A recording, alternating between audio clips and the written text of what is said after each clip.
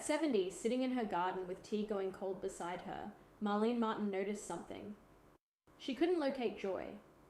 Not because she hadn't lived a full life. She had. 32 years in a classroom, raising 2 children largely alone. 7 years as a caregiver for her dying husband. Useful, appreciated, exhausted. A life that looked, from the outside, like exactly what a life is supposed to look like. The gap she describes is real, and the research she cites is real. The hedonic treadmill, the distinction between happiness and joy, the difference between a packed calendar and actual purpose. She names these things accurately. What the article doesn't quite reach is the question underneath all of it. Not, why didn't she find joy earlier? But, why didn't she know herself earlier? Those are not the same question. Identity is not self-knowledge. Marlene knew who she was: teacher, mother, caregiver. She knew her roles, her capacities, her history. She was competent, reliable, present for everyone who needed her, by every external measure, the ones culture uses to assess whether a life is working. She knew herself. But what she had was an identity assembled from the outside in, what she was useful for, what others needed from her, what she was good at being. The external architecture was solid and it was genuinely hers. It just never required her to ask what she actually wanted, what she actually felt on an ordinary Tuesday when nobody needed anything, what was present in her body when the room went quiet. The hedonic treadmill kept running because it was her self-knowledge. She didn't have another reference point. When she went looking for joy at 70, there was no internal architecture to look with. The looking itself was unfamiliar. I know this from the inside. Not from arriving at 70 and finally noticing the gap, but from the gap becoming so total that there was nothing left to stand on.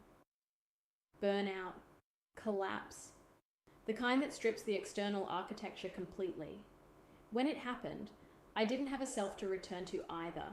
I had roles, functions, a performance of competence that had been running so long I had mistaken it for me. The inciting events were different from Marlene's. The structure was the same. The observer method came out of that.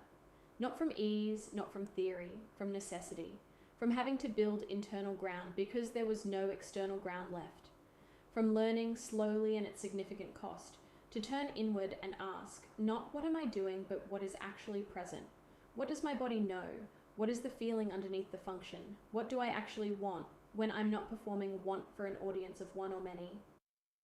I don't think it should cost that much. That's the argument. Burnout, collapse, addiction, divorce, breakdown. These are the inciting events culture has normalized as the threshold for self-examination, as though you have to lose everything before you're allowed to ask what you actually have. The gap Marlene describes at 70 is not inevitable. It is the consequence of a culture that teaches identity and calls it self-knowledge, that teaches usefulness and calls it purpose, that teaches the performance of a full life and never asks whether anyone inside it is actually home. My life now, by every external measure, should not feel like my best life. I'm middle-aged, fat, divorced. I'm the weekend parent, not the primary carer of my child. I work part-time. I have no qualifications. I live in a caravan on my family's property. I have no partner and I don't want one. When colleagues ask what I did on the long weekend, I tell them, nothing. I slept. I ate. I caught up with one friend.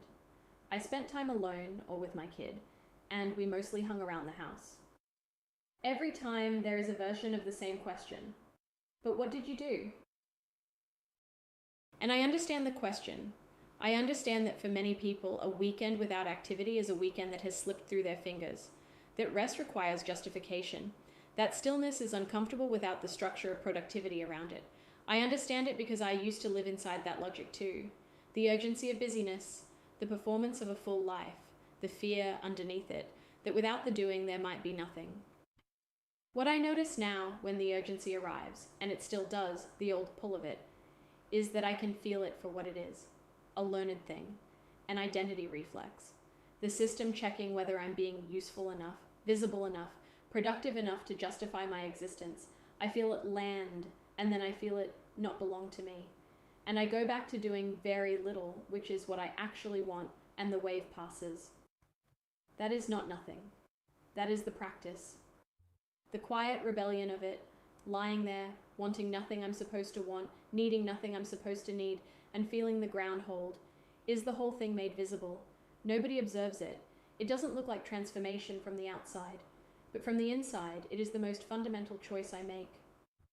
There is something that happens when other people encounter genuine unbotheredness, not performed, not curated, but actual.